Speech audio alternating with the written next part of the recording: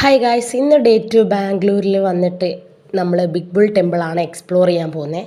അവിടെ ഒരു ഗണേശ ടെമ്പിൾ ഞാൻ തൊഴുത് കഴിഞ്ഞിട്ട് നേരെ ബിഗ് ബുൾ ടെമ്പിളിൻ്റെ സ്റ്റെപ്സ് കയറാനാണ് പോകുന്നത്.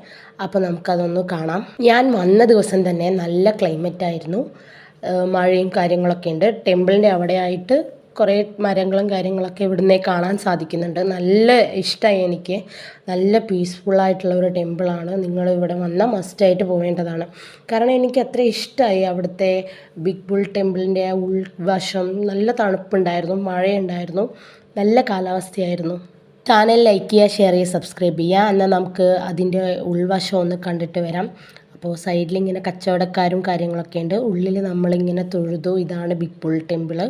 അപ്പോൾ ഇതിൻ്റെ ഉള്ളിൽ നിന്ന് ആൾക്കാർ വരികയും പോകുന്നൊക്കെ ചെയ്യുന്നുണ്ട്. നല്ല തിരക്കാണ്. ഞാൻ പോയൊരു സൺഡേ ദിവസമായിരുന്നു.